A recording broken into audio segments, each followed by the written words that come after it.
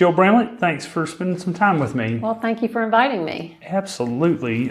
So to jump right in, first question I always like to ask is, who is Jill Bramlett? Who is Jill Bramblett? I am a person that grew up in Columbia, South Carolina, for those who didn't know. And when I actually did come to Florence over 30 years ago, I thought I'd be here 5, and we've been here 30, and I've loved every minute. Wow. Now, what brought you to Florence?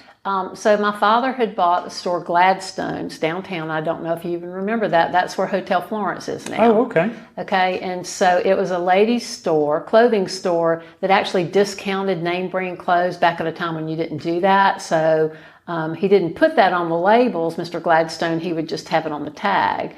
And so people, I mean, he did $1 million in that little store way back in probably the 70s, you know. Wow. So, I mean, $1 million back then, it's a lot of money now, but it was an awful lot of money back then. And so my father was in retail. He owned part of Lurie's in Columbia. Okay. And so he had bought Gladstone's. And so at the time, my husband was in retail and I had been in retail. So we came here to run that. How about that?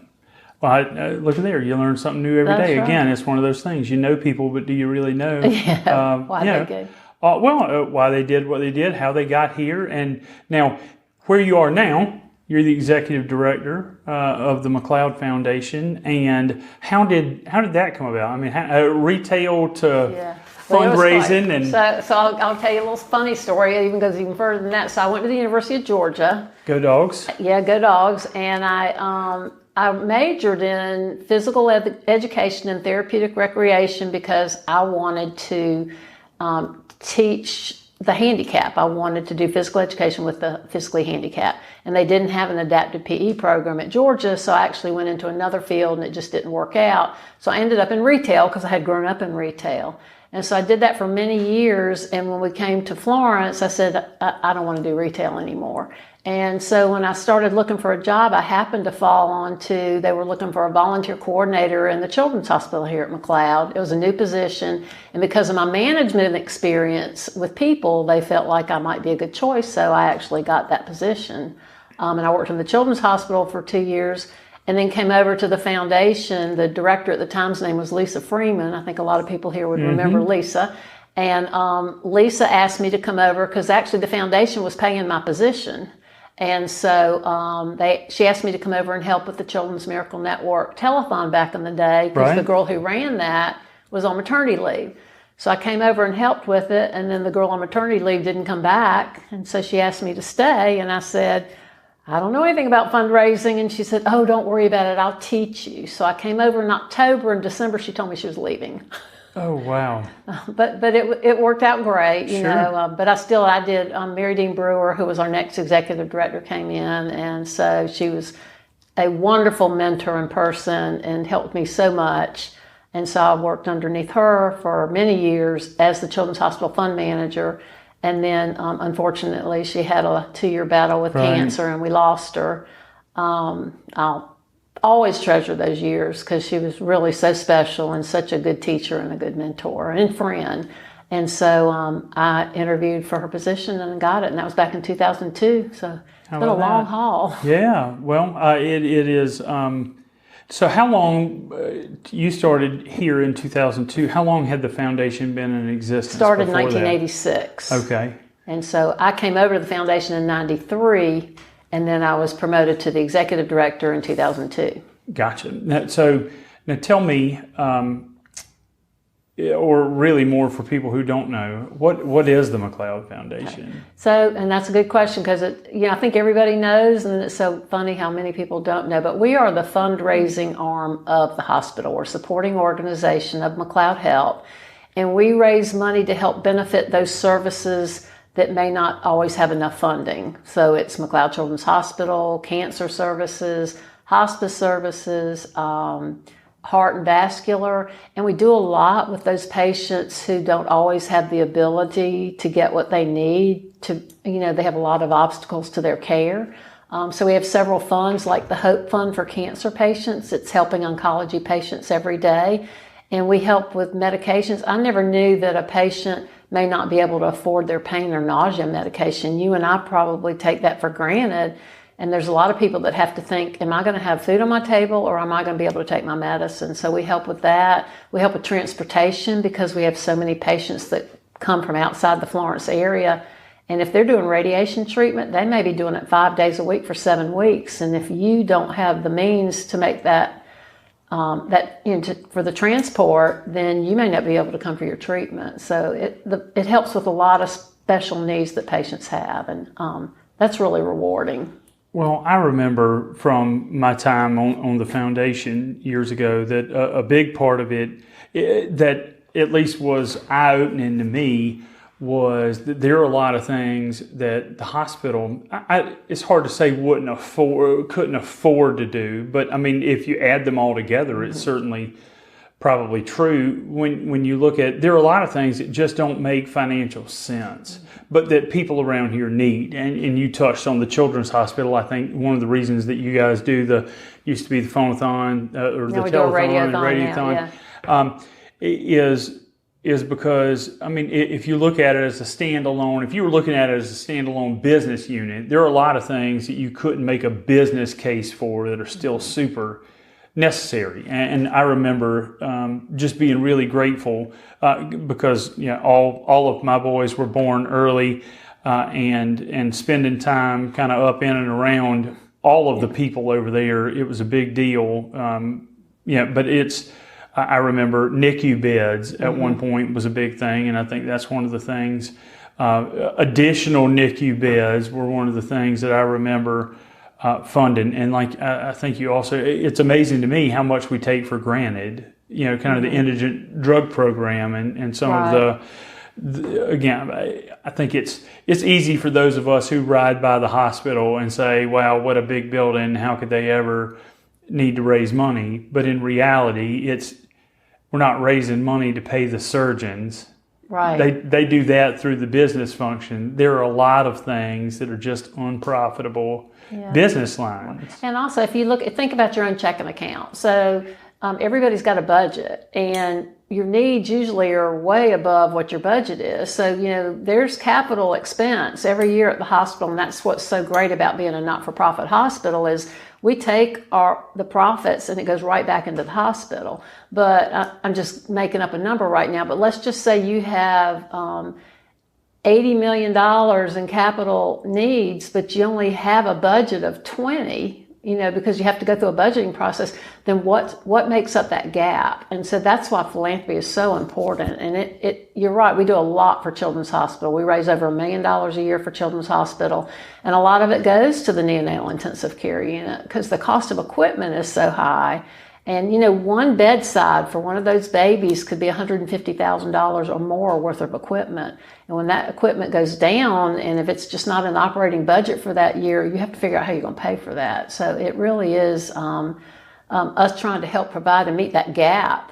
And more that gap is increasing, as you know, with escalating prices from supply chain to workforce to the world we live in right now, food costs. Yeah, absolutely. And one of the other things, and folks may have seen it riding around town, is the mobile mammography unit and actually taking, again, I always thought that was a really cool idea of taking care to people rather than, what was some of the ideology, I guess, kind of behind that? Well, we have, and this is a great example. So it's funny you bring that up because we're raising money right now for a second mobile mammography unit. Because believe it or not, the first one's been on the road for over 15 years. Wow. And you think about, we're regional. So we're going all the way to Horry County and all the way up to the Bennettsville area and down to Manning, South Carolina. So think of the mileage. And so that poor thing is probably seen better days. It's tired. Yeah, so it's time. But what's happened is women can't always get to the hospital. I mean, they may work at a manufacturing plant, and if they're at that manufacturing plant, they can't take time off to go have a mammogram, spend an hour to 2 hours in the hospital trying to have it. So how great is it if we could bring the service to them? And so I remember going with the unit on its very first visit when we first got it, and it was in Hartsville, South Carolina. And they were having a teacher's work day, and all the teachers were there, and we had the unit there so that the teachers could have the mammogram. And this one teacher looked at me and she said, I hadn't had a mammogram in 10 years. And if you hadn't brought this unit to me today, it'd have probably been another 10 years. Mm-hmm. And so it allows us to take the unit to these women, but also catch breast cancer in its earliest stages. So you don't have the problems that you do if breast cancer is diagnosed in the late stages. So it's really been a godsend to this whole region. Yeah, I would, again, anytime I think, if you look at cost of care and things like that, anything that you can do on a preventative nature or to be able to catch things early, not only are there tremendous health benefits, obviously, but also, financial. When you look at treating something versus catching or preventing it. And so what are some of the other projects? Or let me be a little more, is there a project that you're most proud of?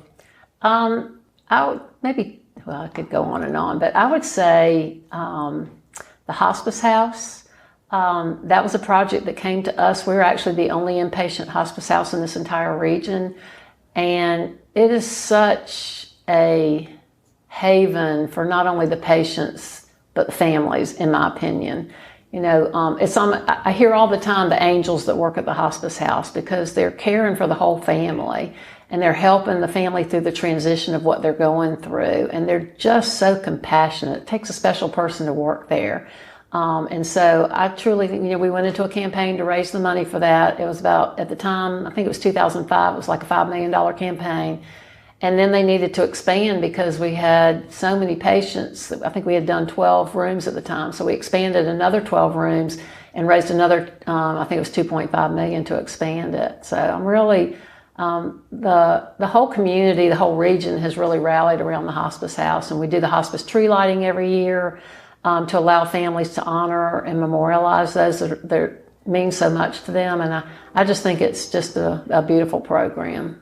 Well, that's near and dear to my heart. I have more experience at the hospice house than I care to, but I certainly can echo the thoughts of anybody who talks about the angels that work there. It's just such an incredibly vulnerable time for the families. And again, a lot of uncertainty, a lot of variable in terms of, I'm sure, especially even from family to family, but even amongst kind of one patient, the care that can be needed from hour to hour almost can vary an awful lot. And so it was, again, for my family, it's one of the greatest blessings that I can think of. It's difficult because I would love to encourage people to tour it.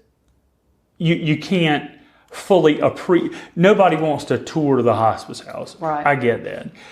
But you can't fully appreciate the difference that it can make in the life of, again, not the remainder, just the remainder of the life of a patient, and being able to go through that period with dignity, but also the impact that it has on the families. And I do believe that, again, you guys aren't necessarily fundraising specifically for that at the moment, but it's the kind of thing that I wish that people could see without having to experience it. Because and we do raise money for hospice every year. So okay. Yeah, we probably raise about $250,000 to help with. They have a grief recovery program, and awesome. Yeah, so we do a lot. But another area that I think the public would really love to see if they want to go over there is we have a sensory garden outside, right, that we built. And I remember when they came to us and said, we'd love to raise some money to build this garden for the families and the patients. I was thinking, I didn't realize what they were talking about, but this place is amazing because there's an area where if the patient wants to remember the beach, they can actually, the wheelchair can go down, they can put their feet in the water, there's sand, there's a koi pond, there's gardens. It's just truly beautiful, and you can take a wheelchair through there if a patient needs to. And I think you were telling me about when your father was there that you were actually, we have the patios outside the room. Absolutely. So you can wheel the bed out onto the patio and let them overlook the gardens. Yeah, and that was a big deal for us because he wanted to be outside. I mean, he wanted to be at home, but that just wasn't feasible. And the ability to, because he was there for a couple weeks, the ability to earlier in his stay to be able to roll him out and to sit with him while he never had to get out of the bed, to roll the bed directly right out there onto the patio, and to be able to sit out with him. And we had brought a bird feeder over so that hopefully every now and then a bird would come by when one of us couldn't. And it was just again, I remember my granddad being there, and again, just one of the differences is the hours. Hours are precious when somebody's on hospice. And I remember the night before my grandfather, my papa, passed away, my mom's dad, just feeling weird. And Trish, my wife, encouraged me she said, well, if you need to go see him, you just go. And it was midnight. And I could go up there and lay eyes on him for a minute or two, say prayers, and went home that night, again, sometime, I guess, kind of in the wee hours of the morning. And he passed away the next day. And in a regular, quote unquote, hospital situation, wouldn't have had that opportunity. So many barriers, justifiably so, but time is so precious during that period of life in particular. And so it was definitely something, again, that for me, it's hard to describe kind of the opportunities that you have that particularly in another clinical setting where you're getting so much good care that I don't think that you would have. And so, but I think that's another example that if you looked at, again, things that there's a reason why there's only one in the area, and it's because it's expensive. It's not necessarily, it was less expensive for my dad to be in the hospice house than it was to be in, and again, no disparagement against any long-term care facilities, but the facilities were nicer. The staff was specifically and incredibly well trained. And everything was just top notch. And it was less expensive to be at the hospice house than it was paying for the room at his long-term care facility. So as to say, the patients aren't able to, they're not charging such an exorbitant amount that but so much of a burden on the patient. So it can't be super profitable for a hospital. So, I mean, obviously, again, for me, that's where the need for a lot of the fundraising kind of comes in. So what are some of the ways, Jill, that you guys raise money? We mentioned the Radiothon. Yeah, so we do have some events. We do a Evening of Hope cancer benefit that's coming up on at the end of September. We've been doing it at the Florence Little Theater, and then we kind of got hit by COVID like everybody else, so we had 2 years of virtual. And this year we're actually doing it at the Performing Arts Center. It's going to be outside, and we've got the Atlanta Party Band coming in, and we'll have some testimonials from cancer patients that have been benefited through the McLeod Cancer Center, and so we're excited about that. We do a golf tournament for the Children's Hospital in April. We do a chef and child benefit dinner for Children's Hospital. We have a good many events that come around, but we also, the biggest thing is we try to match people's passions with what's important to them. I think when my parents used to give money, it was kind of like, give me some money, and everybody would just write a check. But people today are much more transparent. They want to know where their money's going, which they should, and they want to know that it's actually making a difference, which they should, and we should be telling them that. But we try to really find out, like, I know if I was going to come to you, Chip, I know Children's Hospital has been a passion of yours, and I know now that hospice has been a passion of yours. So I would try to help you find something that's important to you. So a lot of individuals, we have corporations, organizations, and we get a lot of grant funding. We look for grantors that can help support some of the programs and services at the hospital, and then try to go after and write grants for those. So it's a whole, and if you want to leave us in your estate plans, you can do that too.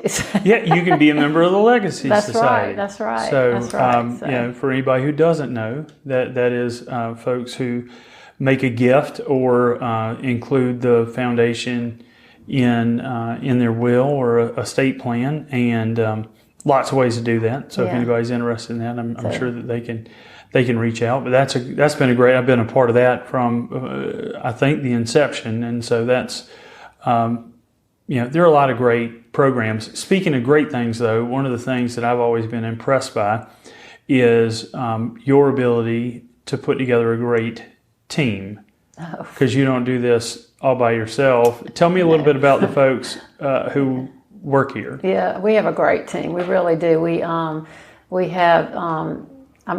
Do you want me to listen now? You don't have to. I don't want to put you in that spot. But I mean, you've done a good job over the years. You guys, you have a team that's been together for a long. I mean, we're friends on Facebook, so I see you guys out doing things after hours or work stuff where you always just look like you're having a good time, but also that you're really friends. I mean, I'm just curious, kind of as a leader, that doesn't happen by accident. Yeah, so we do have a lot of longevity. Like I said, I've been at McLeod now 31 years. Another girl in the office has been here longer than I have. Probably everybody's been here. I actually have two people that have been here just now a year, but most of them it's 5 years or more. And it is a very cohesive team. They all have their own responsibilities, but we all try to work together. And we have grown over the years as our fundraising efforts have grown, and the hospital, McLeod Health has become so much more regional. But it is, we all work together. It's a team approach because we all know we're all better as a team. And, our CEO, Donna Isgett, she always says we're better together. So when you can take ideas and kind of talk them out with each other and come up with, I might think of something, but somebody else might have thought of something else that's much better than what I thought about. But if we can put it all together, we can come up with a plan.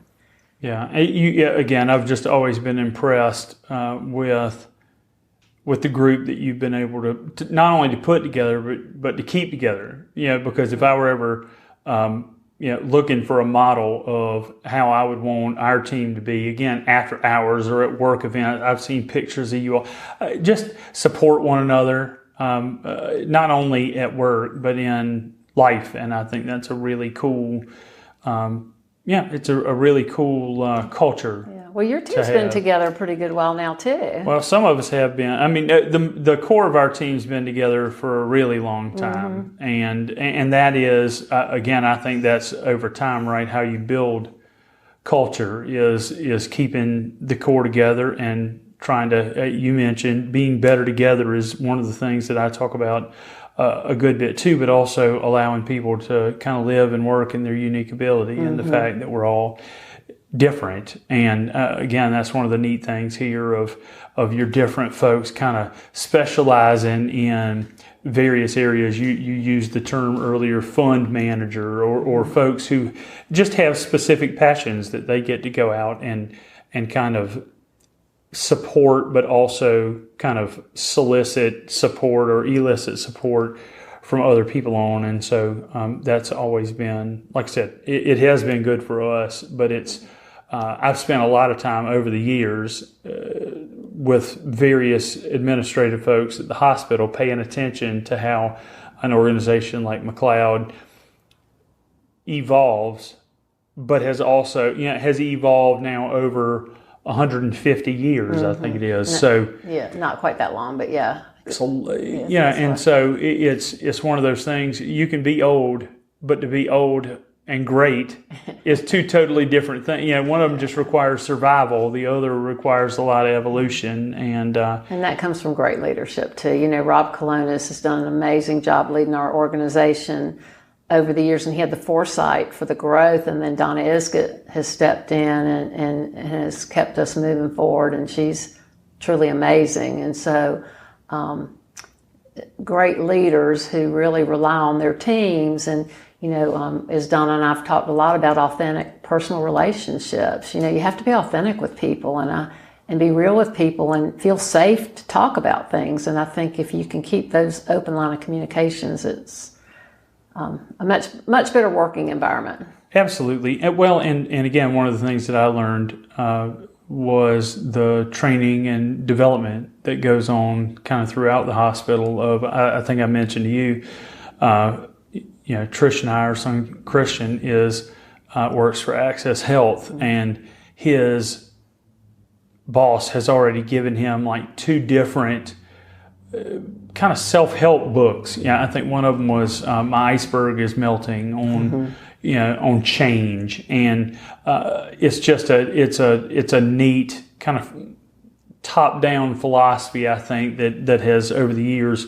the hospital is good at developing its people, and so there's a lot to be said for that. Jill, I want to be respectful of your time, but kind of the last question I tend to like to ask is, because I think it says a lot, is if you could pick a character, it could be a superhero, comic book, a fictional character of some sort. If you could pick a character you think best represents Joe Bramlett, who would it be and why?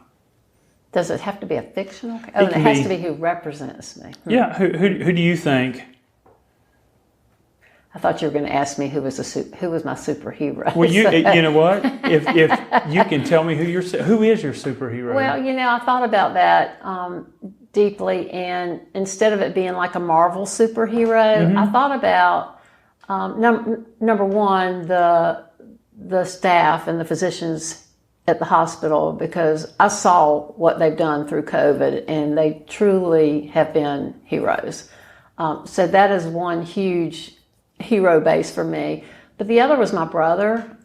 He died about 4 years ago. He was the picture of health. He was slim, trim, played tennis. He was very athletic, and he ended up with glioblastoma, which is brain cancer. Oh, wow. And he passed away within 3 months. And you always think you know somebody, but after he passed away, people started coming to me with these stories about the amazing things he would do for people, and you never knew about it. He just little things of calling people or helping people when he thought they needed something, but he never talked about it. And all these people came out and started reaching out to me to tell me all these wonderful things that he had done for them, or the way he had made them feel. And I thought about that, and I just, you never want to have regrets, but my regret is that I didn't know that and couldn't say thank you to him. But I just feel like he's my superhero. That's because awesome. of what he's done for so many. Well, it's a great legacy to leave. What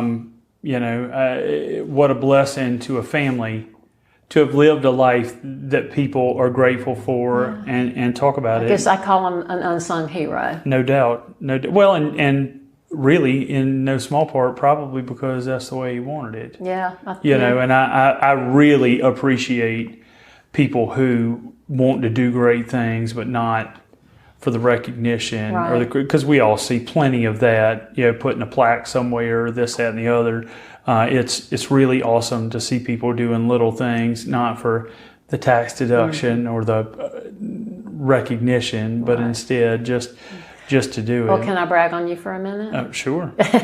Yes. As a matter of fact, you can. Well, just the fact, as you and I were talking, like a couple of weeks ago, you wanted to give back to hospice because of all that you saw. And so now you knew how meaningful it was for the bird feeders for your father, and now you're going to be purchasing bird feeders to put out in front of all the rooms. So I just think, I know you wouldn't take credit for that, and I know you wouldn't tell anybody about that, but I just think it's such a wonderful gesture, and I want people to know that you're doing that. Well, I appreciate that. I think the biggest thing for me is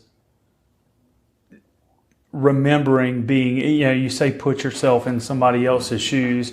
In that particular case, for that particular thing, I don't have to, because I was there, and every little bit of care that somebody can get in that situation helps, and something to look forward to when times are challenging. So I thank you. I'm looking forward to getting to do that, because as you and I have talked about, I'm not a big fan of just writing checks. I think that's, again. But we'll always take the checks. Absolutely. And it's not necessarily in lieu of. I just think that, I'm just teasing as you. we've talked about, sometimes for some people, writing the check is the easy part. And for causes that you really believe in, I think it's also important to figure out rolling up your sleeves and getting involved. And I'm sure a lot of folks will want to get involved with some of the different things that you guys have going on. And I appreciate you spending time with me. Well, thank you. I appreciate you letting me